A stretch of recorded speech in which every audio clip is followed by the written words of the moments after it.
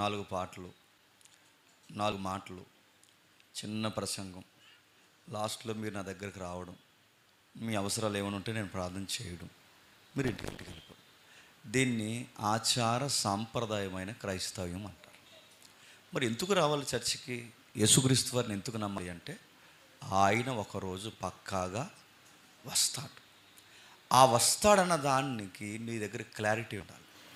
అది లేఖనాల వెలుగులో ఖచ్చితంగా నీకు అర్థం కావాలి. ఏమని రాస్తున్నాడంటే, ఆయన రెండవ రాకడ గురించిన సందర్భం శిష్యుల మధ్య డిస్కషన్ జరుగుతుంది.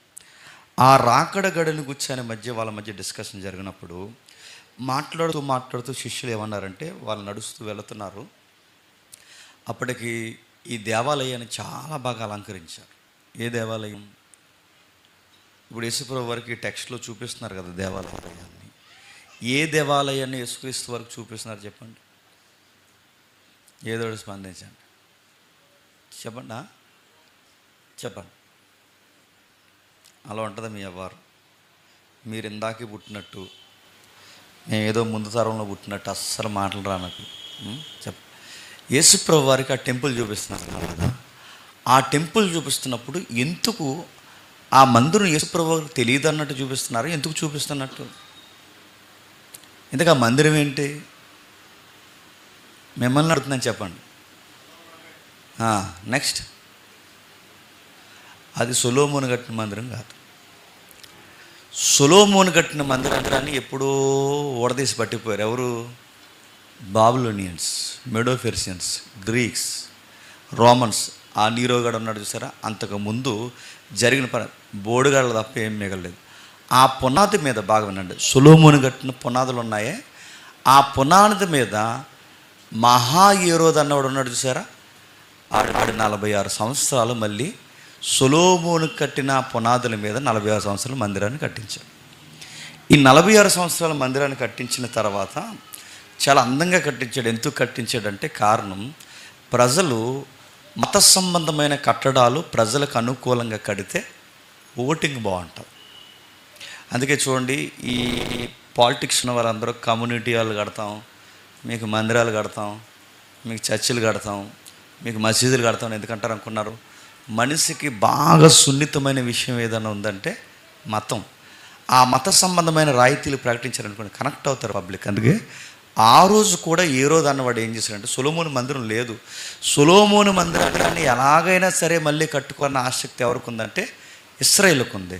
కట్టుకోవాలన్న ఆసక్తి ఉంది, కానీ వాళ్ళ దగ్గర ఏమి లేదు, మనీ లేదు, ఆర్థికంగా బలం లేదు, మనుషుల్లోంచి బలం లేదు, కనుక దాసులుగా బతుకుతున్నారు. కనుక వాళ్ళకి ఇష్టమైన కార్యం జరిగించడానికి 46 సంవత్సరాలు శృంగారమును దేవాలయంగా కట్టాడు దాన్ని. అందుకే శృంగార దేవాలయం అంటే మీరు ఏదేదో అనుకోకుండా ఇలా బయట చూస్తారు కదా, అవి కాదు. శృంగార దేవాలయం అంటే అందమైన, అంటే చూడడానికి చాలా అట్రాక్షన్గా కట్టాడట. ఆ మందిరాన్ని ఎవరికి చూపిస్తున్నారు? యేసుక్రీస్తు వారు అన్నారు, ఇంత మందిరాన్ని మీరు చూపిస్తున్నారు కానీ రాతి మీద రాయి నిలబడని చెప్పండి ఒక కాలం వస్తుంది. వెంటనే వీళ్ళకి పాయింట్ స్ట్రైక్ అయింది. రాతి మీద రాయి నిలబడబడిన కాలం అంటున్నావంటే ఏంటి ప్రభువా, దాని అర్థం ఏంటని 3వ వచనంలో వాళ్ళ క్వశ్చన్స్ రేజ్ చేస్తున్నారు. చూడండి, ఆయన ఒలీవల కొండ మీద కూర్చొని ఉన్నప్పుడు శిష్యులు ఆయన యొద్దకు ఏకాంతముగా వచ్చి, ఇవి ఎప్పుడు జరుగును? నీ రాకడకును ఈ యుగ సమాప్తికి సూచనలేవి? క్వశ్చన్ అడుగుతున్నారు చూడండి. ఇవి ఎప్పుడు జరుగును? మొదటి ప్రశ్న. 2, ఇది జరుగుద్దనడానికి గుర్తులేటి? ఇది 2వది. 3వది, దీనికి నీ రాకడకి సంబంధం ఏంటి? 4వది, యుగ సమాప్తి అనేది ఎప్పుడు జరుగుద్ది? అవి ఇంపార్టెంట్ క్వశ్చన్సా కాదా? ఇటీవల కాలంలో ఏమనుకుంటున్నారంటే, సముద్రంలోంచి పాము వస్తే ప్రపంచం మునిగిపోద్ది అనుకుంటున్నారు. బందొస్తుంది పాము. ఇటీవల కాలంలో ఏమనుకుంటారంటే, ఆస్ట్రాయిడ్ వచ్చి గుద్దేస్తే ప్రపంచం ఎండ అయిపోద్ది అనుకుంటున్నారు. అది జరగదు, అలా జరగదు. ఇక్కడ క్వశ్చన్స్ అడగాల్సిన ప్రశ్నలు అడుగుతున్నారు చూడండి శిష్యులు. ఎప్పుడు జరుగుతుంది? మొదటి ప్రశ్న. గుర్తులేంటి? 2వ ప్రశ్న. నీ రెండిటికి రాకడికి సంబంధం ఏంటి? ఇది 3వ ప్రశ్న. అసలు ఈ లైఫ్ లేదా ఈ ఏజ్, ఈ టైం ఎప్పుడు ఎండ్ అయిపోద్ది? ఇది 4 ప్రశ్నలు. ఈ 4 ప్రశ్నలు తెచ్చి ఎవరి దగ్గర పెట్టారంటే ప్రభు అయిన యేసుక్రీస్తు వారి దగ్గర పెట్టారు. ఎప్పుడైతే ఆయన దగ్గర పెట్టారు ఈ ప్రశ్నకు ఆయన రెస్పాండ్ అవుతున్నాడు. ఏమని రెస్పాండ్ అవుతున్నాడు? ఆయన రెస్పాండ్ అవుతూ ఏమంటున్నాడు చూడండి, ఎవడును మిమ్మల్ని మోసపరచకండి. అంటే మీరు చూడండి, చక్కటి ఆన్సర్ చేస్తారు. వాళ్ళ క్వశ్చన్స్ 4 పెట్టారు, అవి ప్రధానమైనవి. ఈ 4 ప్రశ్నలు దాటి అసలు రాకడ ఎప్పుడు జరుగుద్ది అనేది ఎవరికి ఆన్సర్ దొరకదు. ఆ 4 ప్రశ్నలు ఆయన దగ్గర పెట్టినప్పుడు ఆయన చెబుతున్నాడు చూడండి, దాని గుర్తులట. మొట్టమొదటి గుర్తు చక్కటి సమాధానం చెప్తున్నారు. మొట్టమొదట రాకడ జరుగుతుంది అనడానికి గడియలు ప్రారంభం ఏంటంటే మిమ్మల్ని మోసం చేస్తారు. ఏ విషయంలో మోసం చేస్తారు? బోధలో మోసం చేస్తారు. ఇంకా ఏ విషయాల్లో మోసం చేస్తారు? పలు విషయాల్లో, సంఘ కార్యక్రమాల్లో మోసం చేస్తారు. ఇవి ఎప్పుడు జరుగుతాయి? చివరి దినాల వరకు జరుగుతాయి. ఎంతకాలం మోసం చేస్తారు? మోసపోయినంత కాలము మోసం చేస్తారు. ఈ భూమి తిరుగుతున్నంత కాలం మోసం చేస్తారు. నేను వచ్చేంత వరకు మోసం చేస్తారు. ఎంతమందిని మోసం చేస్తారంటే అక్కడ రాశాడు 5వ వచనంలో, పలువురిని మోసం చేస్తారు. అరే నువ్వు మోసపోయావు, నేను మోసపోయాను, అందరం మోసపోయాం. ఏ విషయాల్లో మోసం చేస్తారు? రకరకాల విషయాల్లో మోసం చేస్తారు. బోధలో మోసం చేస్తారు, సంఘాల్లో మోసం చేస్తారు. 1 కాదు 2 కాదు, అన్ని సెక్టార్లో మోసం ఎక్కువ అవుద్ది. బోధలో మోసం ఉందా లేదా? ఉంది. నేను ఏదో ప్రసంగం చెప్తాను, ఆ ప్రసంగం చెప్తున్నప్పుడు మీ దగ్గర నుంచి నాకు డబ్బులు కావాలని అడిగితే మీరు నాకు డబ్బులు ఇవ్వరు కనుక దానికి నేనేం అడ్డెట్టుకుంటానంటే చెప్పండి, ఒక వాక్యాన్ని అడ్డెట్టుకుంటాను. ఇందాక తమ్ముడు చెప్తున్నట్టు పేదలకు సహాయం చేద్దాం రండి అంటాను. మీరు కూడా పేదలు అనగానే మనం ఏదో పెద్ద రిలయన్స్ అంబానీకి చుట్టాల్లా ఫీల్ అయిపోయి మనం ఏం చేస్తామంటే నిజమే పేదలకు మనం సాయం చేయాలి, దేవుడు చెప్పాడు కదా అని చెప్పి ఆ పేదలకు పులిహార బట్టలాలు పంచుతాను. నేను పంచేది పులిహార బట్టలాలు 10 రూపాయలే, కానీ నేను దోశ వేసేది మాత్రం చెప్పండి 90 రూపాయలు వెనకాలే. ఎందుకు చెప్తున్నానంటే పేరు ఊరు తెలియనాడు మొన్న ఒకడు ఫోన్ చేశాడు నాకు. తర్వాత తెలిసింది ఆ కుర్రోడు ఎవరు. ఎక్స్ట్రీమ్ గ్రేస్ అనే దాంట్లోకి ఆ కుర్రోడు పోయి పని పాట లేకుండా, ఎక్స్ట్రీమ్ గ్రేస్ అంటే కృప, ఎక్స్ట్రీమ్ గ్రేస్ అనే ఒక గ్రేస్లోకి పోయి వాడికి నాలెడ్జ్ ఉంది, బాగా చదువుకున్నాడు. వాడు జూమ్ మీట్లో కూడా మెసేజ్ చెప్తున్నాడు. నేను అనుకున్నాను ఆ తమ్ముడికి ఆ యాటిట్యూడ్ ఉండదు అనుకున్నాను. నాకు తెలిసింది ఎక్కడ కుర్రోడు అంటే భీమవరం సర్కిల్ అని చెప్పారు. నాకు తెలియదు, నెంబర్ సేవ్ చేసుకోక.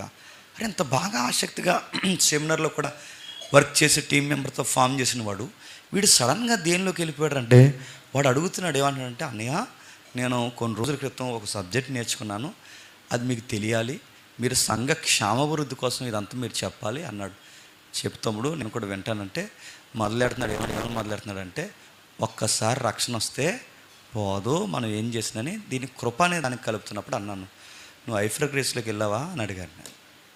అంటే అది కాదని, ఇది మీకు తెలియాలని లొడలొడా వాగుతున్నప్పుడు, ఒరే నువ్వు ఎవడో నాకు గుర్తు రావట్లేదు, ఒక ఫోటో పెట్టరా అని. ఇప్పటికీ ఫోటో ఎట్టలేదు. నేను నీకు తెలుసా అని అంటున్నాడు. సరే నువ్వు ఎన్ని రెఫరెన్స్ పెట్టుకుంటా అన్ని రెఫరెన్స్ పెట్టుకుని రా, నా తరఫు నుంచి నేను కొన్ని రెఫరెన్స్ పెడతాను, నేను అడిగిన దానికి ఆన్సర్ చేయి. ఒక రెఫరెన్స్ అడుగుతున్నాను, మీ రక్షణ కాపాడుకోవడానికి భయముతోనూ వణుకుతోనూ మీ రక్షణను కొనసాగించండి అని బైబిల్లో ఒక మాట ఉంది. పోన దానికోసం భయం ఎందుకు, వణికెందుకురా అని అడిగాను నేను. దానికి ఆన్సర్ చెప్పలేదు. నేను ఎందుకు చెప్తున్నానంటే, ఇలాంటి బోధన ఇంత సత్యమని వాక్యంలో బలపడి నలుగురు సహోదరులతో కలిసి తిరిగిన వాడు, వీడు సడన్గా ఎందుకు మారిపోయాడంటే వీడు చేసే పనులంట నాకు తెలిసింది, ఒకవేళ తప్పు అయితే ఆ తమ్ముడు మార్చుకుంటాడు. నాకు తెలిసింది ఏంటంటే పని పాలేకే చేసే పనులు అన్నమాట. ఏదో ఒకటి అంటే బోధన ఎందుకు మారుస్తుంటే రకరకాల విషయాల్లో మారుస్తారు. ప్రధానమైన మోసం ఎక్కడ జరుగుద్ది అంటే బోధలో జరుగుద్ది. 2వది ఎక్కడ జరుగుతుందంటే సంఘంలో జరుగుద్ది. 3వది స్నేహంలో జరుగుద్ది. 4వది కాపురాల్లో జరుగుద్ది. ఇంకా 5వది రకరకాల విషయాల్లో, వ్యాపారాల్లో. ఇక మోసం ఇంకా ఇంత లేదు, ప్రతి దానికి ఇంకా పెద్దపీట మోసం అవుద్ది అన్నమాట. ప్రభు అయిన యేసుక్రీస్తు వారు అంటున్నారు, ఎండ్ టైం దగ్గరలోనే ఉంది, ఇదిగో ముగిసిపోయే గడియలు దగ్గరలో ఉండడానికి ఫస్ట్ సైన్ అంటే తెలుసా? మోసం ఎక్కువైపోతుంది, మోసం పెట్టరేగిపోతుంది. పులిపేట మీద నిలబడి భయం లేకుండా మోసపూరితమైన బోధ చేస్తారు. సంఘాల్లో భయం లేకుండా మోసపూరితమైన మాటలు మాట్లాడతారు. ఎక్కడ చూడండి చాలా ఈజీగా మారిపోయింది ఏంటంటే ఒకరిని ఒకరు చెప్పండి మోసం చేసుకుంటారు. ఈ మోసపూరితమైన గడియలు ఎక్కువైపోయినప్పుడు ప్రభు అంటున్నాడు, ఇది ఫస్ట్ సైన్. మీరు గుర్తులు అడిగారుగా, ఎప్పుడు జరుగుతాయి అంటే అవి జరగడానికి ముందు ఇవి జరుగుతాయి. కిందకంటున్నాడు 2వది, అనేక అబద్ధ ప్రవక్తలు వస్తారట. ఎవరు వస్తారట? అనేక అబద్ధ ప్రవక్తలు. ఇప్పుడు చెప్పండి, సత్యం చెప్పేవాళ్ళు ఎక్కువ ఉన్నారా, అసత్యం చెప్పేవాళ్ళు ఎక్కువ ఉన్నారు? చెప్పండి, చెప్పాలి. సత్యం చెప్పే బోధకులు ఎక్కువ ఉన్నారా, అసత్యం చెప్పే బోధకులు ఎక్కువ ఉన్నారు? మీరు అనుకుంటారు, చాలామంది ఏమనుకుంటారు చెప్పండి, ఆయన బైబిల్లోనే చెప్తున్నాడండి, ఈయన బైబిల్లోనే చెప్తున్నాడండి అన్ని. అందరూ బైబిల్లోని చెప్తారు అక్క, మళ్ళీ చెప్తున్నాను, అందరూ బైబిల్లోంచే చెప్తారు. కానీ ఆ బైబిల్లో ఉన్నది ఉన్నట్టు చెప్తున్నాడా, మార్చి చెప్తున్నాడు నీకు తెలియాలంటే ముందు నీ తలకాయలో ఏముండాలి చెప్పనా? ఆ బైబిల్ చదివి అలవాటు నీకు ఉండాలి. ఆ బైబిల్ నువ్వు తినంగా చదువుతావా, నువ్వు క్యాలెండర్ మీద చదువుతావు. ఆ బైబిల్ ఎలా చదువుతావు? వారానికి ఒక అధ్యాయం చదువుతావు. నీకు నచ్చినట్టు చిలక జ్యోతిని తీసినట్టు ఆ బుక్ని ఇలా కొట్టి ఇలా బయటికి తీసి అందులో నీకు తోసిన రెఫరెన్స్ నువ్వు అండర్లైన్ చేసుకుంటావు. ఇలా చదివితే అందరూ బైబిల్ చెప్తున్నారని అనుకుంటాను. అడుగుతున్నాను, అరే టెక్స్ట్ ప్రకారం చెప్తున్నాడా, వాక్యానుసారమే చెప్తున్నాడా, దేవుని కోరుకున్నట్టు చెప్తున్నాడా, మార్చి చెప్తున్నాడు? నువ్వు అంచనా జడ్జి చేయాలి అంటే ముందు నీకు స్టఫ్ నీకుండాలిగా బైబిల్లో. ఆ చర్చికి వెళ్ళినా బాగా చెప్తారండి, ఈ చర్చికి వెళ్ళినా బాగా, అందరూ ఈ బైబిల్లో రెఫరెన్సే చెప్తారు. కానీ మళ్ళీ చెప్తున్నాను, వాళ్ళ స్వలాభానికి అడ్డుపెట్టి చెబుతారు, వాళ్ళ స్వార్థాలకు అడ్డుపెట్టి చెబుతారు. ఈ లౌకికమైన విషయాల కొరకే వాళ్ళు బోధ చేస్తారు. ఈ సండే లైవ్ తెలుగు రాష్ట్రాలు ఓపెన్ చేయండి. ఈ సండే లైవ్ తెలుగు రాష్ట్రాలు ఓపెన్ చేస్తే మీరు ఎవరి బోధని చూడండి, 90% ఈ లోకంలో బతకడానికి వాళ్ళు బోధ చేస్తారు. రాకడ గుచ్చి కానీ, పునరుద్ధానాన్ని గుచ్చి కానీ, ప్రభు యొక్క ఆ జనన మరణ పునరుద్ధానాన్ని విషయాల సిలువను గుచ్చిన వార్తలు కానీ మీకు తక్కువ వినబడతాయి. మీరు చూడండి, సత్యం చెప్పేవాళ్ళు తక్కువ, చెప్పండి, అసత్యం చెప్పేవాళ్ళు ఎక్కువ. ఇంకా మీరు గమనించండి, అసత్యం చెప్పే వాళ్ళ దగ్గర సంఘం ఎక్కువ, సత్యం చెప్పే వాళ్ళ దగ్గర సంఘం ఎందుకు? సత్యం చెప్తున్నాను. ప్రభు రెండో గుర్తు అన్నాడు, రాకడ త్వరలోనే జరుగుద్ది అంటాను. ఒకటి, మోసపరిచే వాళ్ళు ఎక్కువవుతారు. రెండు, అబద్ధ ప్రవక్తలు బోధకులు ఎక్కువైపోతారు. మూడోది ఏం చేస్తారట, అక్కడ చెప్తున్నాడు చూడండి, 24:24 అంటున్నాడు చూడండి, అబద్ధపు క్రీస్తులను అబద్ధపు ప్రవక్తలను వచ్చి సాధ్యమైతే ఏర్పరచబడిన వారిని. ఎవరినట ఏర్పరచబడిన వారంటే ఎవరండి? ఒక మంచి సత్యం ఎరిగి సంఘానికి బలమైన పాత్రలు ఉండి సంఘంలో కీలకమైన పాత్ర పోషిస్తున్న వారు కూడా సడన్గా ఏమవుతారట? ఆ బోధకులు లొంగిపోతారట. సాధ్యమైతే అంటే అరే ఈడగైపోయాడు, నిన్న వరకు బాగానే ఉండేవాడు కదంటే చేంజ్ అయిపోతాడు. మనవరకు బాగానే ఉన్నాడు కదంటే వీడికి ఏదో దుర్బోధ తగిలింది, ఆ బోధన బట్టి ఇప్పుడు సిలువను కూర్చున్న వార్త మరుగయింది. ప్రభు యొక్క రాకడ విషయాలకు వారికి రోజు రోజుకి సన్నగెలిపోయాయి. ఇప్పుడు సడన్గా వీడికి ఏమి ఎక్కువైపోయిందంటే ఈ లౌకికమైన అనుకూలమైన బోధ వాడికి ఎక్కువైపోయాయి. ఇలాంటివి నమ్మేది ఎవరుంటారంటే 25,000 20,000 చచ్చికెళ్ళిన వాళ్ళు కూడా ఈ ట్రాప్లో పడతారంట. ఏర్పరచబడిన వారు సైతం మోసపోతారట. మీరు గమనించండి, ఇలాంటి దుర్బోధలు ఎక్కడెక్కడ ప్రారంభమై అంటే చాలామంది అనుకుంటారు ఎక్కడో కొరియాలోనో అమెరికాలోనో ప్రారంభమై అనుకుంటారు. కాదు, ఇండియాలో ఎక్కువైపోయినాయి తెలుసా. ఈ మధ్యకాలంలో ఒక ఆవిడ అంటుంది, నేను ఎవరో తెలుసా అంది. చూశారు మీరు? ఇలా సోఫాలోకి వచ్చింది, అలా కళ్ళు పెద్దవి చేసి వాళ్ళతో మాట్లాడుతుంది భక్తులతో. ఎవరమ్మా నువ్వు అని అడిగితే జీజస్ అనరా, మళ్ళీ వచ్చాను నేను అనగానే సోఫాలో కూర్చున్న జీజస్కి టీ ఇచ్చారు గ్లాసులో. జీసస్ టీ తాగుతా అంటున్నాడు, త్వరలో నేను కొన్ని క్రియలు జరిగించకపోతున్నాను. ఎక్కడుందో? హైదరాబాద్లో ఉంది. ఇప్పుడు చూశారు మీరు? నడుందని హైదరాబాద్లో ఇప్పుడు టీ తాగుతూ జీసస్ టీ తాగుతున్నాడు ఏంటో నాకు అర్థమవుతుంది. ఆయన టీ తాగుతూ ప్రవచనం చెప్పేస్తున్నాడు అనమాట. జీసస్ ప్రవచనం చెప్తున్నాడు. ఇలాంటివి నమ్ముతున్నది డాక్టర్లు నమ్ముతున్నారు, ఎలాంటిది ఇంజనీర్స్ నమ్ముతున్నారు. ఆవిడ చుట్టూ ఉన్న సంఘస్థులు ఏం చిన్నోళ్ళు కదండి, హై క్లాస్ పీపుల్స్ చదువుకున్న వాళ్ళందరూ ఆవిడ యేసుక్రీస్తు వారు అంటే ఆవిడ నమ్ముతున్నారంటే ఇంకేమనాలి? మన జనరేషన్లో మీరు చూస్తున్నారు లేదో, మన జనరేషన్లో ఒక స్త్రీ వచ్చి నేను యేసుక్రీస్తు వారిని అంటే నమ్ముతున్నారు పెద్ద పెద్దవాళ్ళు. ఇవన్నీ చూస్తున్నప్పుడు మీకు ఏమర్థం అవ్వాలి చెప్పండి? ఆయన అన్నట్టే జరుగుతుంది. అబద్ధకులు ఎక్కువయ్యారు, దొంగ ప్రవక్తలు ఎక్కువయ్యారు. ఇంకా చెప్తున్నాడు చూడండి, మోసపరిచి వారు ఎక్కువ అవుతారు. వాళ్ళు ఎక్కడెక్కడో విదేశాల్లో అవుతారు లేదో నాకు తెలియదు, కానీ మీ కళ్ళ ముందు కూడా కనబడుతున్నారు. ఇంకా వాళ్ళు ఏం చేస్తారంటే సాధ్యమైతే ఏర్పరచబడిన వారిని మోసగించడానికి వాళ్ళు చేసేది ఏంటో తెలుసా? సూచక్రియలు చేస్తారు, ఇంకా మహత్కార్యాలు చేస్తారు. మీరు ఆ సూచక్రియ చూసిన వెంటనే కంగారు అయిపోయి ఇది నిజమే, దేవుడు ఎక్కడ లేకపోతే చెప్పండి ఇంకెక్కడ ఉంటాడు అనుకుంటా. ఇక్కడే ఆ ఎదరు బోర్డు ఎట్టి ప్రతి వారం ఇక్కడ అద్భుతాలు జరుగును గాక జేమ్స్ గారి ఆధ్వర్యంలో అన్నాను అనుకోండి, ఇదంతా కొంత మనం తెలుసా? నిజంగా జేమ్స్ గారి ఆధ్వర్యంలో ఇదిగో గొప్ప కార్యములు జరుగును గాక. నేను అంటున్నాను, మనకు అండం రాదండి, మనకు అబద్ధం ఆడడం రాదా? మనం ప్రజలకు అర్థమయ్యేలాగా ఏదో ఒక క్రియేషన్ మనం చేయలేమా? చేయగలం. కానీ గుర్తుపెట్టుకోండి, జనాలు పోగవుతారు, కానీ ఒక రోజు మాత్రం మనం చెప్పండి, దేవుని ఎదుట నాశనం అవుతాం. వీళ్ళకి ఆ భయం ఉండదట. వీళ్ళు ఏం చేస్తారు చెప్తున్నట్టు చూడండి. వీళ్ళు ఏం చేస్తారంటే సూచక్రియలు చేస్తారు. ఏం సూచక్రియలా చేస్తారు, అవసరమైతే చేస్తారు, ఏదో ఒక వంట క్రియేట్ చేస్తారు. ఇక ఎన్నోసార్లు చెప్పు, నాలుగు క్రియేట్ చేస్తున్నప్పుడు నిజంగా జరిగిందిరా అనిపిస్తుంది మనకి, అది నిజంగా వీళ్ళు చేశారా అనిపిస్తుంది. మీరు చూస్తున్నారు లేదో, ఆ దక్షిణ కొరియా వీడియో, నా ఆఫ్రికా వీడియో నాకు సరిగ్గా గుర్తులేదు. ఒక ఆవిడని తీసుకొచ్చారు, చెయ్యి పోయింది, ఇలా పూర్తిగా లోపలికి చెయ్యి పోయింది. ఆ చెయ్యి లోపలికి పోయిన తర్వాత ఆడు నజరేయుడైన యేసు నామం అనేది ఇంగ్లీష్లో చెప్తున్నాళ్ళండి, ఆ యేసు నామం చెప్తూ నీ చెయ్యి వచ్చింది కాక, నీ చెయ్యి వచ్చింది కాక అని ఆడు సూట్ ఇలా తీసి గిరగిర తిప్పి నీ చెయ్యి వచ్చింది కాక కానీ చెయ్యి ఇలా వచ్చింది. నిజంగానే చెయ్యి వస్తుంది. ఆ చెయ్యి వచ్చిన వెంటనే సోషల్ మీడియా షేక్ అయిపోయింది. యేసు నామంలో ఎంత పవర్ ఉందని చెప్పి ఆ చెయ్యి ఇలా వచ్చిన వెంటనే ఆశ్చర్యపోయారు. నేషనల్ న్యూస్, ఇంటర్నేషనల్ న్యూస్లో కూడా వీడియో వచ్చింది. తర్వాత డిస్కవరీ ఛానల్లో దాని దర్యాప్తు బయటకు వచ్చింది. ఆవిడకి చెయ్యి అలా లోపలికి పెట్టుకోవడం అలవాటు అంట. కొంతమంది కోడి మెల్లుతున్నట్టు వెళ్ళి తిప్పేస్తుంటారు చూసారా, మెల్ల ఇలా వెనక్కి వెళ్ళిపోద్ది. ఆడు యేసునామం నీ మెల్ల ఎదరికి వచ్చింది కాకంటే ఆడికి అలవాటు, అడిగి ఇలా ఎదరికి వచ్చేద్ది ఆడికి. కొంతమంది కాళ్ళు ఇలా వెనక్కిపోతాయి, కొంతమందికి నడుము ఇక్కడికి ఇలా వంగిపోద్ది. అదేం మనుషులు నాకు అర్థమవుతుంది. ఇలా వంగిపోయి ఇలా వెనక్కి వచ్చేస్తాయి. ఈడు నడుము సరే కాక ఆడెవడో అలాంటి నాకు దొరికి ఇక్కడ ప్రోగ్రామ్ చేయించానుకో మీరు ఏం చేస్తారు చెప్పండి? నడుము నిప్పిన వాళ్ళు అందరూ ఇక్కడ ఉంటారు, అది వేసుకొచ్చేస్తారు ఆ వీల్స్. లే మెల్లగా లేకంటే వాళ్ళు లెగిసాడట, లే పరిగెట్టు అనగానే పరిగెట్టాడట. నడుతుంది. ఇవి జరుగుతాయా జరగవన్నది పత విషయం పక్కన పెట్టండి. దేవుడి నామం జరుగుతాయి, ప్రభు ఆ కార్యములు జరిగిస్తాడు. కానీ ఆ మిరాకిల్స్ పేరు మీద ఖచ్చితంగా ఏం చేస్తారు చెప్పండి? మోసం చేస్తారు, అబద్ధాలు చెప్తారు, వ్యాసాలు వేసుకుంటారు, రకరకాల పనులు చేస్తారు. ఇవన్నీ జరుగుతున్నప్పుడు యేసుప్రభు వారు అన్నారు, గుర్తుపెట్టుకోండి, ఇవి జరగాల్సి ఉంది. ఇవి జరిగితే కానీ చెప్పండి అది జరగదు. ఏంటి?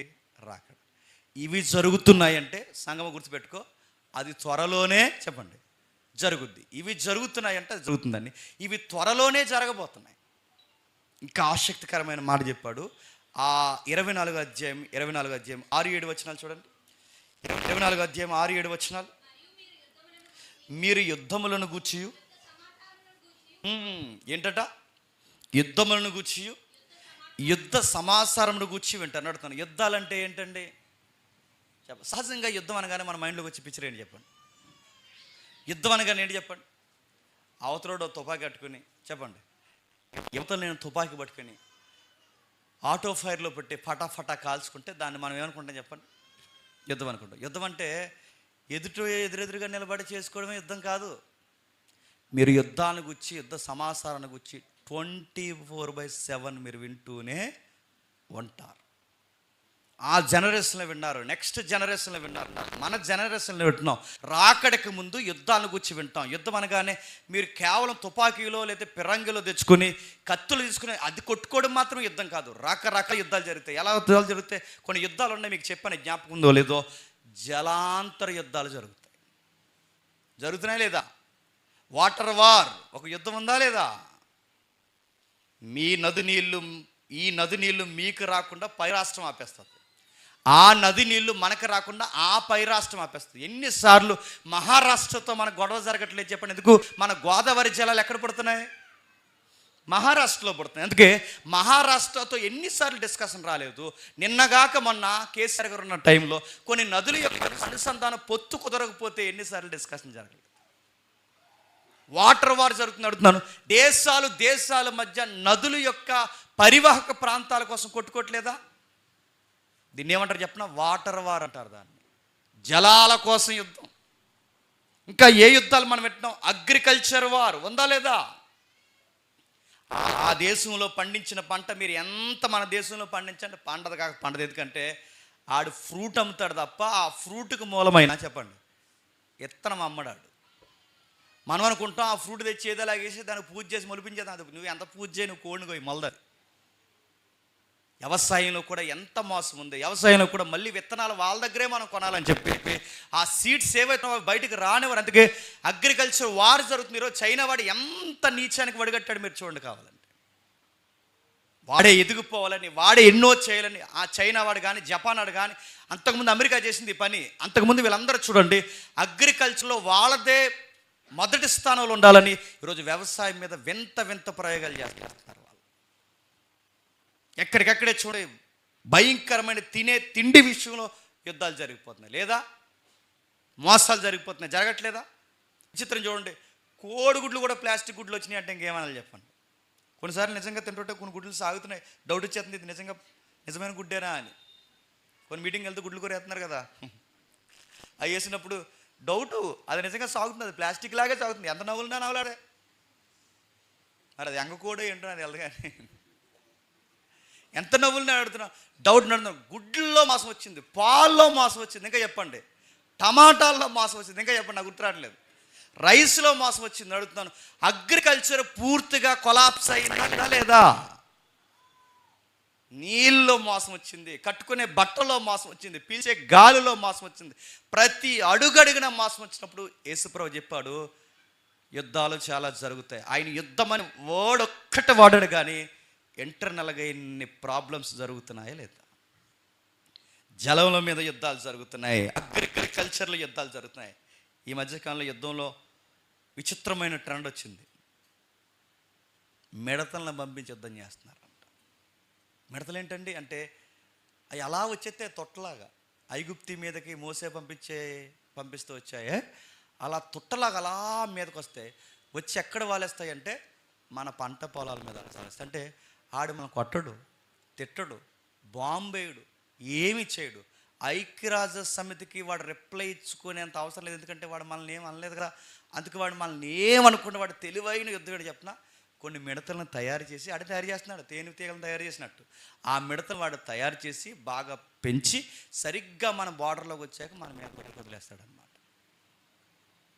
అడుగుతాను, మిడతలతో కూడా యుద్ధాలు చేస్తున్నారంటే కొన్ని దేశాలు ఇప్పుడు ఇదే ఉపయోగిస్తున్నాయి. పక్క దేశాన్ని ఆర్థికంగా కొల్లగొట్టాలంటే మిడతలతో కూడా యుద్ధాలు చేస్తున్నారు. జలముల మీద యుద్ధం ఉంది, పంటల మీద యుద్ధం ఉంది, మిడతల్ని పురుగుల్ని తయారు చేసి యుద్ధం చేస్తున్నారు. విచిత్రం మీరు చూసారు లేదో, ఆ కంటికి కనబడిన పురుగును కూడా చైనా వాడే పుట్టించాడు అన్నారు. మళ్ళీ వస్తుందంట, రెడీగా ఉండండి. ఆ పురుగు అదో కనబడని పురుగు. ఏ పురుగు చెప్పండి? కరోనా. ముక్కులో పోతుంది, నోట్లో పోతుంది, చేతిలో పోతుంది, గోరులో పోతుంది, అన్నిటిలో పోతుంది. ఎవడు పుట్టించాడు ఈ పురుగు అంటే? పురుగు అదో రకమైన పురుగు. అర్థం, దీన్ని ఏదో అన్నారు, బయోవార్ అంటారు అనుకుంటా. అడుగుతున్నాను, ఎలాంటి భయంకరమైన సూక్ష్మజీవులు పుట్టించి సాటి మనిషి అంతం చేసుకోవాలనుకుంటున్నాడంటే, అరే జాలి లేదు, భయం లేదు, కేవలం వాడి దేశం ఎదగడానికి ఇలాంటి దుర్మార్గమైన పని చేస్తున్నాడంటే ఇది దేనికి గుర్తురంటే బయటోడికి అర్థం అవుతుందో లేదో కానీ సంఘానికి అర్థం అవ్వాలి. చెప్పండి, ఇది రాకడకు గుర్తు. బయట జలముల కోసం యుద్ధం జరిగితే ఇది రాకడకు గుర్తు. పంటల మీద యుద్ధాలు జరిగితే ఇది రాకడకు గుర్తు. బయోవార్, కెమికల్స్ వార్ జరుగుతున్నాయంటే ఇది రాకడకు గుర్తు. సూక్ష్మజీవులతో దాడి జరుగుతుందంటే ఇది రాకడకు గుర్తు. కరోనా వస్తుందంటే మీకు ఏం గుర్తు వస్తుందో లేదో నాకు తెలియదు, కానీ కరోనా వస్తుందంటే రాకడ సమీపమున ఉందని మీకు గుర్తు రావాలి. ఇంకో డోసు వేస్తారా అని అడగండి. ఆ డోసులు వేసుకున్నందుకే చాలామంది రెస్ట్లోకి వెళ్ళిపోయారు. నడుతున్నాను, కరోనాతో అడుగుతున్నాను, ఎన్ని ప్రమాదాలు. ఇంకా విచిత్రం చూడండి, రేపు త్వరలో రాబోయే రోగాలు ఏంటి చెప్పినా. అంతకుముందు మనం మాట్లాడుకున్నాం, ఒకప్పుడు వంకాయ కుళ్ళిపోయింది, టమాటా కుళ్ళిపోయింది అనుకుంటున్నాం. విచిత్రమైన రోగాలు రెడీగా ఉన్నాయంట. ముక్కుకొస్తే ముక్కు కులిపోద్దట, చెవికొస్తే చెవి కులిపోద్దట, కన్నుకొస్తే కన్ను కులిపోద్ద. వచ్చింది, ఆల్రెడీ పోయింది, మళ్ళీ వస్తుందట. నడుతున్నాను, అవయవాలు చూస్తుండగా పుచ్చంకాయలు కులిపోయినట్టు కులిపోతాయి. ఇదేంటంటే ఇది కరోనాలో ఇంకో స్టేజ్ అంట. ఇవన్నీ ఎవడరా పుట్టించిందంటే ఎవడు పుట్టించాడు చెప్పండి? మనిషే పుట్టించాడు. ఇవన్నీ దేనికి పుట్టించంటే ఒకరి మీద ఒకరు పెత్తనం చేయడానికి రకరకాల విన్యాసాలు చేస్తున్నారు. ఇంటర్నేషనల్లో కూర్చున్న అనేక మంది, కొన్ని దేశాలు ఉన్న పేర్లు మీకు తెలిసినవే. శత్రు దేశాలు, ఏ దేశానికి శత్రు దేశాలు ఉన్నాయో మనకు తెలుసు. వాళ్ళు చేసే పని ఏంటి చెప్పిన, లేడీస్ని ట్రాప్గా వేసి, అంటే అనీ ట్రాప్ అంటారు దీన్ని, వాళ్ళు ట్రాప్గా వేసి వాళ్ళ సాఫ్ట్వేర్స్ యాక్ట్ చేసి సాఫ్ట్వేర్లో కూడా ఇప్పుడు వారు స్టార్ట్ చేస్తున్నారు. మీరు చూడండి, ఇప్పుడు మన దేశాన్ని కొట్టాలంటే, అంటే మన దేశం కాదు ఏ దేశాన్ని కొట్టాలంటే అత్యధికంగా ఎదుర్కొనే వేదికని చెప్పిన మన టెక్నాలజీని యాక్ట్ చేస్తే చాలు మనం ఓడిపోతాం. మన సాఫ్ట్వేర్ రంగాన్ని ఒక్కసారి యాక్ట్ చేశాడు అయిపోతాం. ఎందుకంటే మన షేర్ మార్కెట్లు పడిపోతాయి, మన టెక్నాలజీ పడిపోతుంది, ఇంకా మన రహస్యాలన్నీ కంప్యూటర్ ఇన్ఫ్లుయెన్స్ బయటికి వెళ్ళిపోతాయి, మన గుట్టు రొట్టె అయిపోద్ది పూర్తిగా. శత్రువుకి మనం నెక్స్ట్ అడుగు ఏమైపోతున్నామో అది తెలియాలంటే వీటందరికి ఇన్ఛార్జ్ ఉంటాడు, సుధాకర్ లాటాడు అక్కడ. ఆ లోపల ఉంటుంది కదా ఈ ఏటది సిస్టమ్ రూమ్, ఆ లోపల కూర్చుంటే ఇప్పుడు సుధాకర్ నేను మెసేజ్ పెడతాను, నేను పాకిస్తాన్ అమ్మాయిని అనమాట, మెసేజ్ పెడతాను హాయ్ అని, మనోడు ఓయ్ అంటాడు, అంతే. ఇంకా అలా మాట్లాడుతుంది, ఇలా మాట్లాడుతుంది, కవ్విస్తుంది. చూసారు వార్తలు వచ్చినాయి, ఇంటర్నేషనల్ చూసి మీరు చూసారు లేదో, మాట్లాడుతుంది, మంచిగా కనబడుతుంటుంది, రకరకాలుగా మాట్లాడుతుంటుంది. మనోడు డీప్ లవ్లోకి వెళ్తాడు. ఒకరోజు అడుగుతుంది నువ్వేం చేస్తుంటావు అని అడుగుతుంది. మనోడు ఇంకా ఆగడు, ఇంకా ఇండియా మొత్తం రహస్యం నా చేతుల్లో ఉందంటాడు. మరి గొప్ప చెప్తాం కదా ఆ రోజు, మొత్తం నా చేతుల్లో ఉందా, నేను కూర్చోమంటే కూర్చుంటారు, లేకమంటే లెగిస్తారంటే, ఏంటి నువ్వు అంత పెద్ద ప్రొఫెషన్లో ఉన్నావంటే మరి ఏమనుకుంటున్నావు సుధాకర్ అంటే అంటాడు. అయితే నాకు ఏమన్నా చెప్తావు నువ్వు అని అడిగితే చెప్పేస్తాడు, ఏమన్నా అడిగితే చెప్తాడు. దేశం మా గుట్టిది, మా బలం ఇది, మా వైరాగ్యం ఇది, మా ఔన్నత్యం ఇది, మొత్తం ఎప్పుడైతే లీక్ అవుద్దో నైస్గా తన హార్డ్ డిస్క్లో కాపీ చేసుకుంటుంది, మొత్తం పట్టుకెళ్ళి తన దేశానికి అప్పగిస్తుంది. అంతే, తెలిసే లోపు జరగాల్సిన నష్టం జరిగిపోతుంది. యుద్ధంలో ఇదో రకం. మనం యుద్ధం అనగానే యేసుప్రభువు వారు యుద్ధాలు కూర్చి వింటారనగానే ఎదురుగా ఒకడొకడు కొట్టుకోవడం యుద్ధం అనుకోకండి, ఇవన్నీ యుద్ధాలే. ఇన్ని రకాల యుద్ధాలు ఉన్నాయి, ఇన్ని పరిస్థితులు ఉన్నాయి. రోబోలతో యుద్ధం చేస్తున్నారు, ఎకానమీని దెబ్బ కొట్టాలని డబ్బుని దొంగ నోట్లుగా మార్చేస్తున్నారు. పాకిస్తాన్ వాడు అంతకుముందు చేసిన పని ఏంటి చెప్పండి? మన నోట్లలో దొంగ నోట్లు వాడు తయారు చేసి వాడే పంపించలేదు. ఇవన్నీ యుద్ధాలే. అంటే ఈ అడుగడుగునా కనబడుతున్నప్పుడు యేసుప్రభువు వారు దీని గురించి ఏం చెప్తాడంటే, ఆయన వస్తున్నప్పుడు ఖచ్చితంగా ఇదిగో ఇవి జరుగుతాయి, ఇవి జరగాల్సి ఉన్నాయి.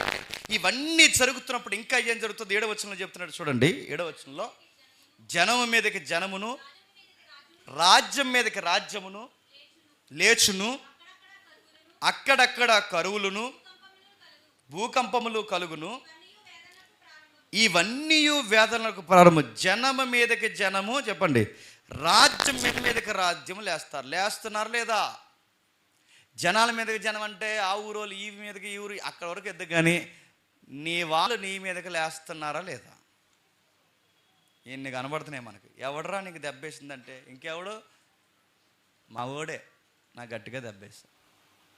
జనం మీదకి జనం లేస్తారట, రాజ్యం మీదకి రాజ్యం లేస్తుందట, ప్రభుత్వాల మీదకి ప్రభుత్వాలు తిరగబడతాయట. ఎక్కడ మీరు చూడండి ఈ మధ్యకాలంలో జాతి వైరం ఎక్కువైపోయిందా లేదా? మీరు తూర్పుగోదావరి అంట కదా అంటారు మనం, మీరు తెలంగాణ అంట కదా అంటారు మనం, మీరు ఏపీ ప్రజలు అంట కదా. మన వాళ్ళే తెలుగు మాట్లాడుకునేవారు. సరే మేము ఏపీ అని అనుకుంటే మళ్ళీ ఆ ఎదరికి వెళ్తే మీరు శ్రీకాకుళం అంటగా అంటారు, మీది కాకినాడ అంటే అడుగుతున్నాను. ప్రాంతీయ భేదాలు ఉన్నాయి, జాతి భేదాలు ఉన్నాయి. ప్రభు చెప్తున్నాడు ఒకరికి ఒకరు వ్యతిరేకం అవుతారు, జనాల మీదకి జనాలు లేస్తారు. ఇంకా చెప్తున్నాడు రాజ్యం మీదకి రాజ్యం అంటే గవర్నమెంట్కి పడదు. పక్క రాష్ట్రం ఉన్న గవర్నమెంట్కి ఈ రాష్ట్రం ఉన్న గవర్నమెంట్కి పడదు. వాళ్ళు కొట్టుకుంటే మధ్యలో నలిగిపోయేది ఎవరు? పబ్లిక్.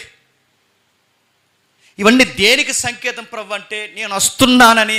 ఇవన్నీ మీరు చూడాలి. యేసుప్రభు వస్తున్నాడంటే చాలామంది ఆధ్యాత్మికంగా ఏం ఆలోచిస్తారంటే ఆకాశం మధ్యలో మెరుపు వస్తుంది, దేవదూత రెక్కలేసుకుని ఇలా వస్తుంది. చాలులే, నువ్వు ఊహించుకున్న సెంటిమెంట్ అంతా. ఆకాశం మధ్యలో మెరుపు వస్తుంది, దేవదూత ఇలా వచ్చి కడబోర చెప్పండి కూ అనగానే అప్పుడు రెడీ అవుతాడట. నీకు అర్థం కాలేదు. దేవుడు చాలా గుర్తులు చెప్పాడు. నువ్వు చూడు ఒకసారి సొసైటీని అలా చూడు, న్యూస్ పేపర్ తిరిగేసి చూడు. యేసుప్రభు చెప్పిన పక్కా న్యూస్ పేపర్లో కనబడితే చూడు. యేసుప్రభు చెప్పింది చూడు, వార్తల్లో నీకు ఖచ్చితంగా కనబడి చూడు. అదిగో ఆయన చెప్పింది జరుగుతుంది. ఇక్కడ యుద్ధం జరుగుతుంది, అక్కడ జనాల మీద జనాలు లెగిస్తున్నారు. ఎక్కడెక్కడ చూడండి ఆయన చెప్పినవన్నీ సొసైటీలో 24 hours మనకు కనబడుతున్నాయి, మన కళ్ళ ముందు కనబడుతున్నాయి. మనం అనుకుంటాం అంటే మెరుపు ఎప్పుడు కనబడుతుందని చూస్తున్నాం. మెరుపు కనబడటం కాదు, కనబడుతున్నాయి చూడు. దేవదూత వచ్చి ఎప్పుడు నీకు బోర ఊదుతుంది అనుకుంటున్నావు? దేవదూత బోర ఓదక ముందే ఇవన్నీ కనబడుతున్నాయి చూడు. ఇవన్నీ నీకు నాకు చూపిస్తున్నాడు చూడు. ఇదిగో ఆయన చెప్పినట్టు పక్కా జరుగుతున్నాయి. గవర్నమెంట్కి పట్టలేదు. వీడి ప్రభుత్వంలోకి వస్తే వాడిని అరెస్ట్ చేస్తాడు, వాడి ప్రభుత్వంలోకి వస్తే వీడిని అరెస్ట్ చేస్తాడు, ఒకరికొకటి అరెస్ట్ చేసుకుని మంచి చేసేవాడేడే. ఏ ప్రభుత్వం వచ్చినా ఒకడి మీద ఒకటి పగ తీర్చుకోవడానికి తప్ప మనకి ఇచ్చిన రాయితీలు నెరవేర్చేవాడేడే. నీ స్టేట్లో జరుగుతున్న ఈ పొలిటికల్ వార్ చూస్తున్నప్పుడు నీకు పాలిటిక్స్ అర్థమవుతుందో లేదో నాకు తెలియదు, కానీ ఈ పాలిటిక్స్ చూస్తున్నప్పుడు నీ ప్రభువు చెప్పింది జరుగుతుందని మాత్రం ఖచ్చితంగా నీకు అర్థం అవ్వాలి. ఎంత పక్కాగా ఆయన చెప్పాడు, ఎంత ఖచ్చితమైన రుజువులు ఆయన ఇచ్చాడు. ఆయన చెప్పినట్టు ఖచ్చితంగా జరుగుతుంది. ప్రభుత్వాలకు పడదు, జాతులు పడదు. తెలుగులో ఉన్న వారికే ప్రాంతీయ భాషను బట్టి తెలుగులకే పడదు. మొన్న అక్కడ సభ పెట్టి ఆయన ఏమన్నాడు చెప్పండి? ఆ నార్త్ ఇండియా భాషను వెనకేసుకొస్తే ఇక్కడ ఉన్న వాళ్ళు అపోజ్ చేస్తారు, అక్కడ ఉన్న వాళ్ళకి వెళ్ళి అక్కడ ఉన్న వాళ్ళు అపోజ్ చేస్తారు. తెలుగుని అపోజ్ చేయడం, వీళ్ళ తమిళని అపోజ్ చేయడం, వీళ్ళు ఏమో హిందీని అపోజ్ చేయడం, ఎక్కడికక్కడ అపోజింగ్ చేసుకుంటూ వెళ్ళిపోతాం. అసలు మన ఇండియన్సేనా? ఎక్కడికక్కడే చూడండి. ఇవన్నీ దేనికి సంకేతం అంటే, ఒక పొలిటికల్ సభ జరుగుతున్నప్పుడు ఏం జరుగుతుందో ఒకసారి నువ్వు అబ్జర్వ్ చేయి.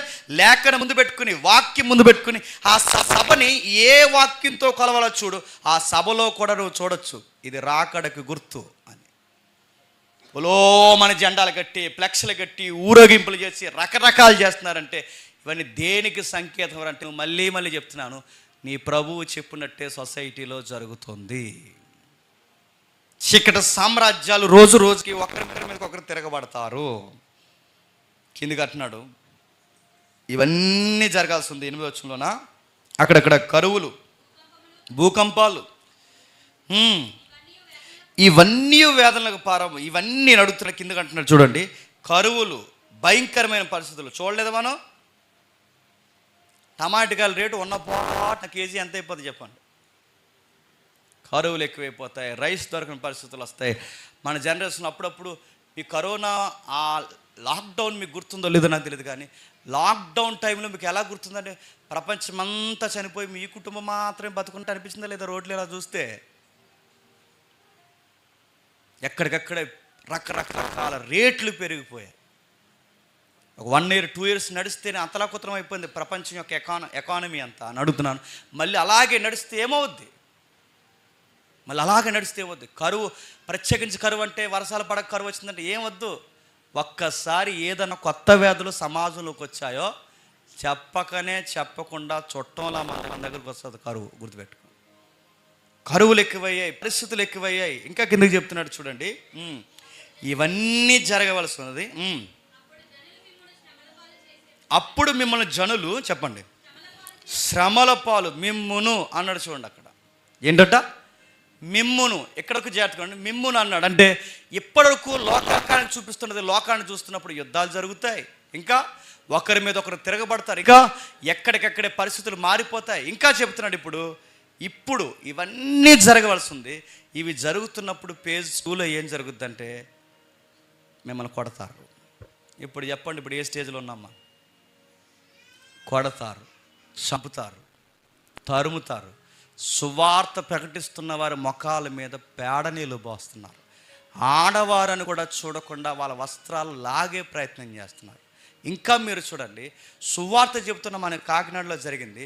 బైబిల్ లాగి కిందకేసి కొట్టి, ఆయన దవళ్ళ మీద ఆ పెద్ద ఆయన్ని కొట్టి, ఆయన అంతమంది నలుగురు చూస్తుండగా ఇలా గుండెల మీద చెయ్యేసి కట్టేస్తున్నారు.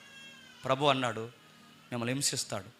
ఇది జరుగుతున్నప్పుడు మీ ఈదుల్లో, మీ సంఘాల్లో, మీ ప్రాంతాల్లో, నీ రాష్ట్రంలో, నీ దేశంలో ఇది జరుగుతున్నప్పుడు సంఘమా గుర్తుపెట్టుకో, నేను సమీపమునే ఉన్నాను. అయ్యో కొట్టేశారా, ఇప్పుడు ఏం చేయాలి? వాళ్ళ మీద కేసు పెడదాం, నడన్న జెండాలు పట్టుకుని తిరుగుదాం, రాస్తారోకలు చేద్దాం, కలెక్టర్ ఆఫీస్లో కూర్చుందాం. ఇవన్నీ తర్వాత విషయం. కానీ నేను అంటున్నాను, ఇలా కొడుతున్నారంటే ఇది దేనికి సంకేతం ప్రభు అని అడిగితే, ఈ వాక్యం నుంచి అంటాడు ఆయన. నేను చెప్పాను కదా, నేను చెప్పిన వాక్యం నెరవేరుతుందని దానికి సంకేతం. నేను అన్నాను కదా, ఖచ్చితంగా ఈ రుజువులు మీకు కనబడతాయని. నేను అన్నది జరుగుతుంది, ఇదే మీకు సంకేతం. మిమ్మల్ని హింసిస్తారు, బయటికి లాగేస్తారు, దారుణంగా హింసిస్తారు, మీ యజమానులు తీసేస్తారు, మీ నాయకులను తీసేస్తారు. మిమ్మల్ని కొడుతున్నప్పుడల్లా వాళ్ళు చాలా ఆనందపడతారు.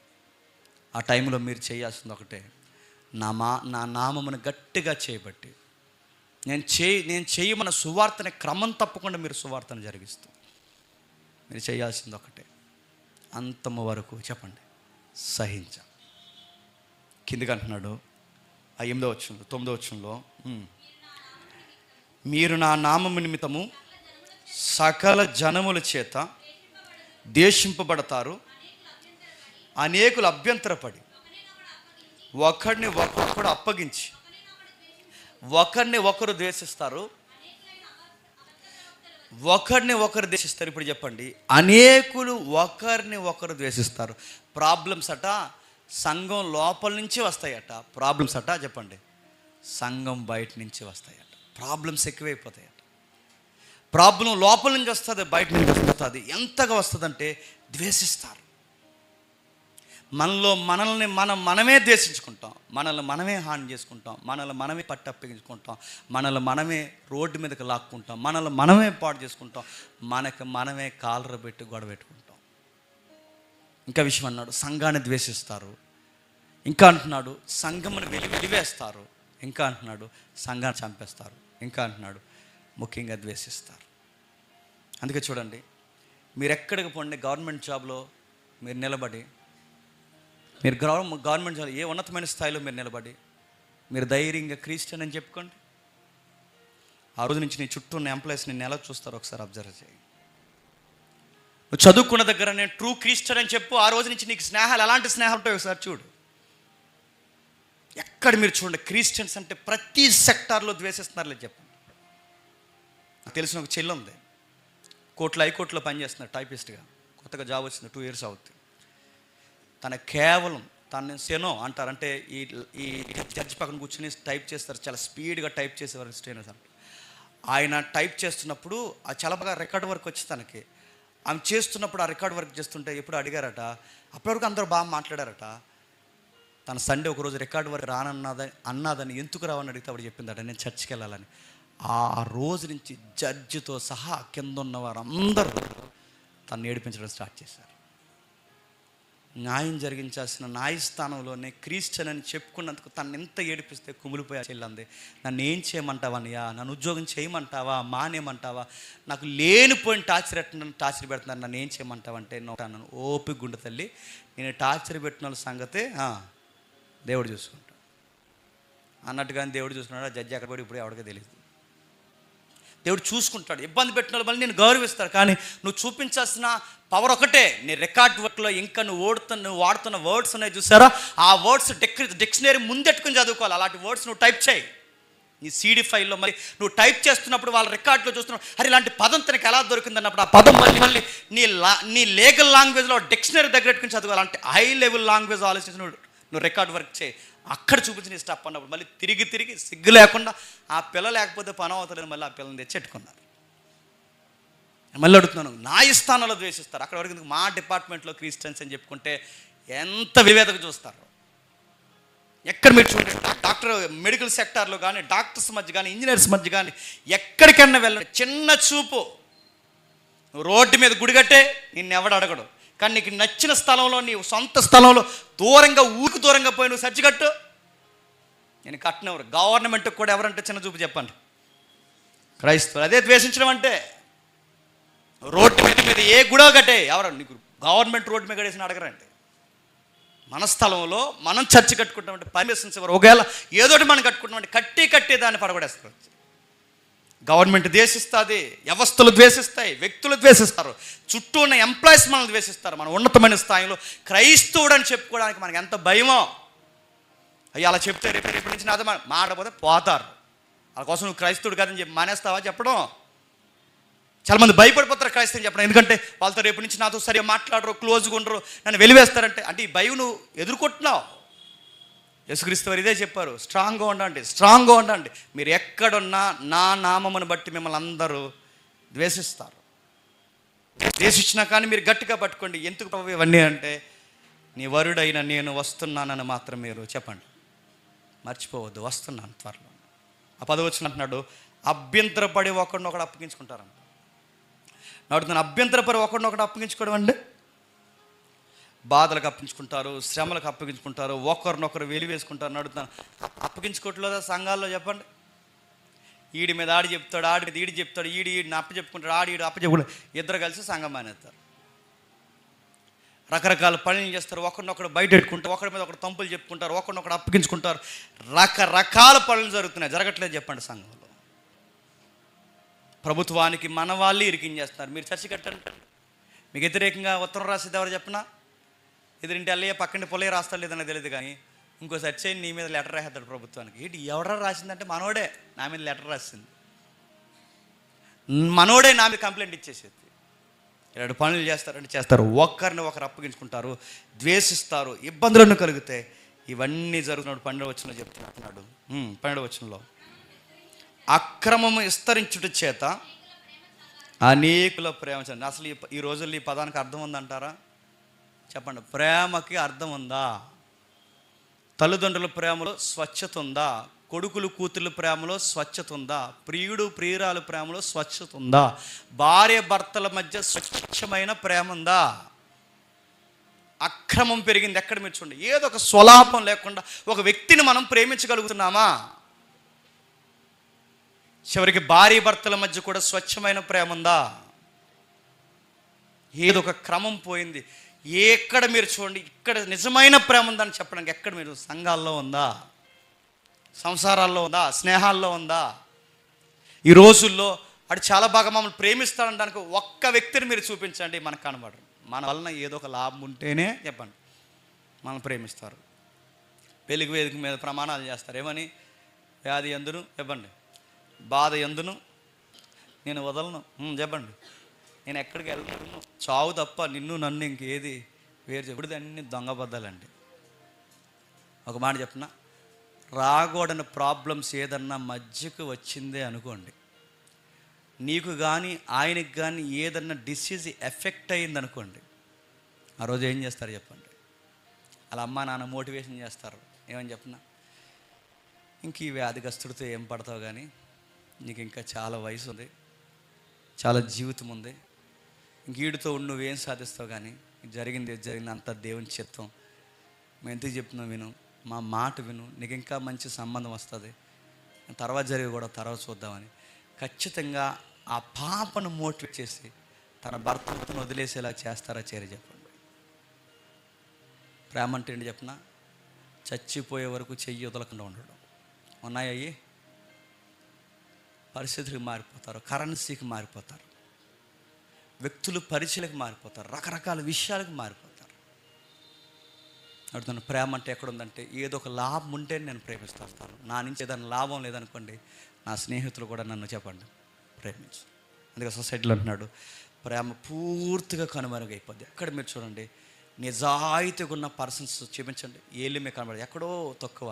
నిజాయితీగా ఉన్న అక్కడక్కడ కనబడతారండి. మీకు ఎక్కడైనా నిజాయితీతో ప్రేమించాలన్నారేమో చూపించండి, ఎక్కడ మీకు కనబడరు. మీరు ప్రేమగానే వెంటనే పార్కుల దగ్గర పోకండి. నేను ప్రేమగానే అన్ని సెక్టార్లో ఉన్న ప్రేమ కోసం మాట్లాడుతున్నాను. మనం బాధపడతామని మనకు వ్యతిరేకంగా పని చేయకుండా మన కొరకు నిలబడే స్నేహితులు లేరు. మనల్గా ప్రేమించే స్నేహితురాలు లేరు. అందరూ గుర్తుపెట్టుకోండి, ప్రేమలో కూడా స్వార్థం. ఇవన్నీ ఎందుకు ప్రభు అంటే, క్రమం పోతుంది చెప్పండి, అక్రమం విస్తరిస్తుంది, ప్రేమ రోజు రోజుకి చెప్పండి చల్లగైపోతుంది. ఆ కూతుర్ని ఆడుతీడుతో మాట్లాడకే, ఎందుకు అలా మాట్లాడుతున్నావు అని ఇంటి వరకు కూడా తీసుకొస్తున్నావు ఎందుకని అడిగితే, ఆ ప్రియుడు ప్రియురాలు కలిసి వాళ్ళ అమ్మ మెడలో సున్ని వేసి బిగించి చంపేశారంటే సొసైటీలో ప్రేమ ఉందంటారా చచ్చిపోయిందంటారా చెప్పండి? కూతురు సున్నితో తల్లిని చంపిస్తుందంటే ఇంకేమనాలి చెప్పండి? తల్లిని ఎగిరెగిరి తన్ని, డబ్బులు ఇవ్వలేదని తల్లి రొమ్ముల మీద ఎగిరెగిరి తన్ని, ఆడు తన్నులకి తల్లి చనిపోతే ఈ సొసైటీలో ప్రేమ ఉందంటారా చెప్పండి? ఏ రొమ్ము పాలు తాగాడో ఆ రొమ్ము మీద ఆడు గట్టిగా తంతే ఆ రొమ్ములో ఉన్న గుండె ఆగిపోయి చచ్చిపోయింది. తండ్రి యొక్క డబ్బులు ఆస్తులు రాసివ్వలేదని చెప్పి, తండ్రి ఆస్తులు రాసివ్వలేదని చెప్పి వయసు అయిపోయిన తండ్రిని మంచం మీద కూర్చుంటే కిందికి లాగి పీక మీద అడిగేసి చంపేసే ప్రయత్నం చేసిన కొడుకులు మనం చూస్తాం. ప్రేమ ఉందా చెప్పండి ఈ సొసైటీలో? తల్లిదండ్రులు ప్రేమించేవాళ్ళు లేరు, కొడుకులను ప్రేమించేవాళ్ళు లేరు, పిల్లలు తల్లిదండ్రులను ప్రేమించేవాళ్ళు, పిల్లల్ని తండ్రులు ప్రేమించేవాళ్ళు లేరు. మరి ఏమైందంటే ప్రేమ చెప్పండి చల్లగా ఆరిపోయి, ఏదో ఒక టైం ఆ పూట గడిచిపోయిందా లేదా, ముందుకు వెళ్ళిపోయిందా లేదా, మన సెల్ఫ్ చూడండి, నేను బాగుంటే చాలు ఇంకెవరేమైపోయినా చెప్పండి నాకు అనవసరం. మొన్న మధ్య ఒక ఇంటర్వ్యూ ఇచ్చాడు, మీరు చూసారు లేదు, అంతా బాగా అని చెప్పాడు కానీ అసలు విషయం గాలికి వదిలేశాడు. ఈ డాక్టర్ కోర్స్ మీద ఇంటర్వ్యూ ఇచ్చాడు అబ్బాయి. మాట్లాడుతూ ఎందుకురా అబ్బాయి 5 years ఎంబీబీఎస్ చేయడానికి అయిపోద్ది, తర్వాత మళ్ళీ దాన్ని స్పెషల్ కోర్స్ చేయాలి, తర్వాత ఇది చేయాలి, అది చేయాలి, అది చేయాలి, ఇది చేయాలి. మనం ఎన్ని చేసినా మనకు ప్యాకేజీ వచ్చేది ఎంతంటే 50 నుంచి 40 వేలు వస్తాయి. సుమారు నువ్వు మెడికల్ కోర్స్ అంతా పూర్తి అయ్యే సమయానికి గట్టిగా అయితే నీకు ఎన్ని సంవత్సరాలు పూర్తవుతుంది చెప్పినా 8 సంవత్సరాలు పూర్తవుతుంది. 8 సంవత్సరాలు 9 సంవత్సరాలు స్పెషల్ కోర్స్ చేసే వరకు 10 years పట్టేస్తే రేపు పొద్దున్న 10 years నువ్వు చదివిన తర్వాత నీకు వచ్చే గ్రాస్ శాలరీ ఎంత అంటే 50 నుంచి 60 వేలు వస్తాయి. ఇప్పుడు అంతే డాక్టర్కి అంత జీతాలు అవే 50 నుంచి 60 వేలు వస్తాయి. ఈ 50-60 ఏళ్ళు నువ్వు సంపాదించడానికి 50,000-60,000 రూపాయలు సంపాదించి నువ్వు 8 సంవత్సరాలు చదువుతున్నావంటే ఇలాంటి చదివే కన్నా నా మాట విని వేరే వ్యాపారం ఏదైనా చేయండి, 8 సంవత్సరాలు మీరు చాలా గొప్పలు అయిపోతారు అంటున్నారు. అంటే ఇప్పుడు అయ్యగారు డాక్టర్ వృత్తి ఎందుకు చదువుతున్నాడు అనమాట. కింద కామెంట్లు అవే వచ్చినాయి. అయ్యగారు డాక్టర్ వృత్తి ఎందుకు చదువుతున్నాడు అంటే చెప్పండి, డబ్బులు సంపాదించండి. లెక్కలు వేసుకుంటున్నాడండి ఆ డాక్టర్, లెక్కలు వేసుకుంటున్నాడు. ఈ చదువు చదివితే మనకు నెలకి ఎంత వస్తుంది, ఈ చదువు చదివితే మనకు నెలకి ఎంత వస్తుంది అడుగుతున్నాను. రోగిని ప్రేమించి వైద్యం చేసే డాక్టర్లు ఉన్నారా? మన కిడ్నీ బాగున్నా కిడ్నీ బాగాలేదంటారు. మనకి అది చెప్పిన కానీ నిజంగానే బాగోదు. బాగున్న కిడ్నీ బాగాలేదంటారు, బాగున్న లివర్ బాగాలేదంటారు, బాగున్న బిడ్డ బాగాలేదంటారు.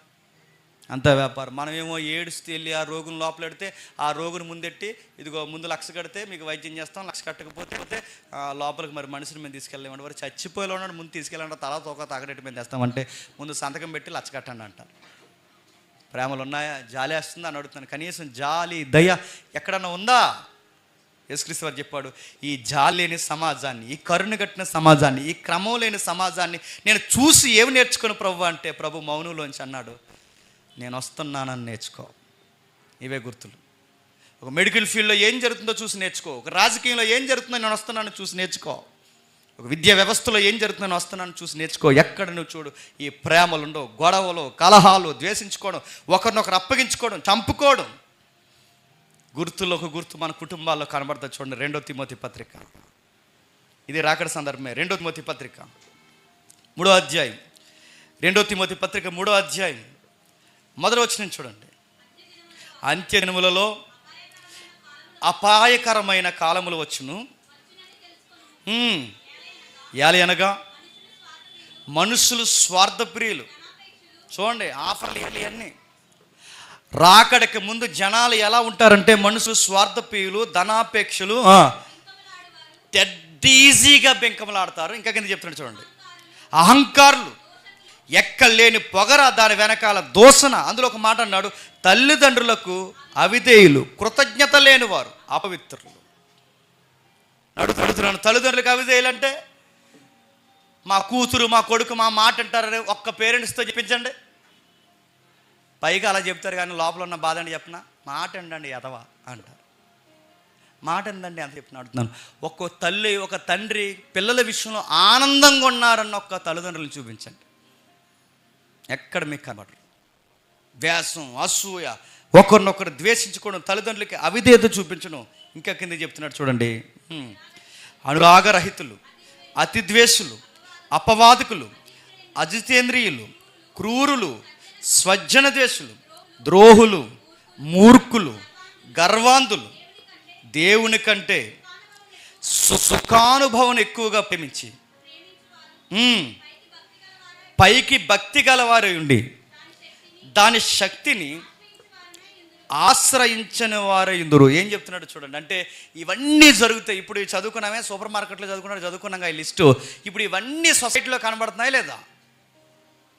దేశించేవారు ఉన్నారు, ప్రేమ లేని వారు ఉన్నారు, మూర్ఖులు ఉన్నారు, అవిధేయులు ఉన్నారు, అనురాగరహితులు ఉన్నారు, అపవాదికులు ఉన్నారు, ఇంకా కృతజ్ఞత లేని వారు ఉన్నారు, దోషకులు ఉన్నారు, తల్లిదండ్రులకు అవిధేయులు ఉన్నారు, బెంకములాడేవారు ఉన్నారు, ధనాపేక్షకులు ఉన్నారు, స్వార్థపీరులు ఉన్నారు, ప్రేమను పొందుకుని అనురాగం చూపించలేని వ్యక్తులు ఉన్నారు, పైకి భక్తే కనబడి వెనకాలన్నీ చెత్త పనులు చేసే వ్యక్తులు ఉన్నారు, భక్తిలో శక్తిని నేర్చుకోలేని వ్యక్తులు ఉన్నారు. ఇవన్నీ చూస్తున్నప్పుడు మీకు సొసైటీలో గుర్తుపెట్టుకోండి, ఆయన చెప్పినవన్నీ మన కళ్ళ ముందు చెప్పండి జరుగుతున్నాయి. ఈయన జరుగుతున్నప్పుడు మనం ఏం చేయాలి? నేను ముగిస్తున్నాను. అన్నట్టుగానే యుద్ధాలు జరుగుతున్నాయి, అన్నట్టుగానే మోసాలు జరుగుతున్నాయి, అన్నట్టుగానే ఒకరినొకరు అప్పగించుకుంటున్నారు, అన్నట్టుగానే కుటుంబాలు ఒకరినొకరు ద్వేషించుకుంటున్నారు, అనుకున్నట్టుగానే ప్రభు చెప్పినట్టుగానే పూర్తిగానే చెప్పినట్టుగానే సమాజంలో ప్రేమ పూర్తిగా కనుమరుగైపోయింది. ఇవన్నీ జరుగుతున్నప్పుడు మనం ఏం చేయాలంటే శిష్యులు ఏం చేశారో చెప్పండి, మనం అదే చేయాలి. ఏం చేశారు? అపోస్తుల కార్యం చూడడం ముగిద్దాం. అపోస్తుల కార్యములు మొదటి అధ్యాయం, అపోస్తుల కార్యములు మొదటి అధ్యాయం 6వ వచనం. అపోస్తుల కార్యములు మొదటి అధ్యాయం 6వ వచనం.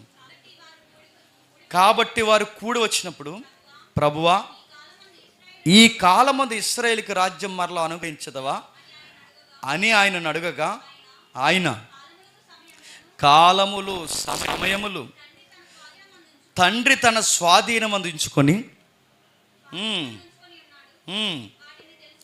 వాటిని తెలుసుకొనటం మీ పని కాదు. ఇప్పుడు చెప్పండి, రాకడ పగలు వస్తుందా, రాకడ రాత్రి వస్తుందా? అది మన పని కాదు.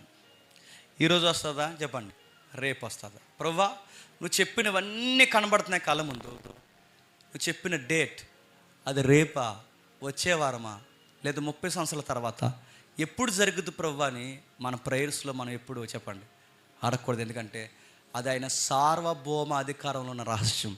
ఆ రహస్యాన్ని గురించి నువ్వు ఎంత అడిగినా ఆయన చెప్పమన్నా చెప్పడు. మరి నా పని ఏంటి ప్రభు అంటే ఆయన ఒకటే అన్నాడు, మీరు విన్న వాటిని కన్న వాటిని భూ దిగంతాల వరకు నాకు చెప్పండి సాక్షి అండి. మీ పని ఇది కాదు. మీ పని ఏంటంటే నా గురించి నలుగురికి చెప్పడమే మీ పని. ప్రభు నువ్వు అన్నట్టుగానే యుద్ధాలు, నువ్వు అన్నట్టుగానే ప్రేమ లేకపోవడం, ఇవన్నీ కనబడుతున్నాయి. నన్ను ఏం చేయమంటే ప్రభు అంటే బెంగెట్టుకుని మూలకపోయి కూర్చోమని చెప్పలేదు. చెప్పండి, ఈ పాడైపోయిన సమాజానికి వినినా వినకపోయినా నువ్వు నేను ఏం చేయాలి చెప్పండి, సువార్త చెప్పాలి.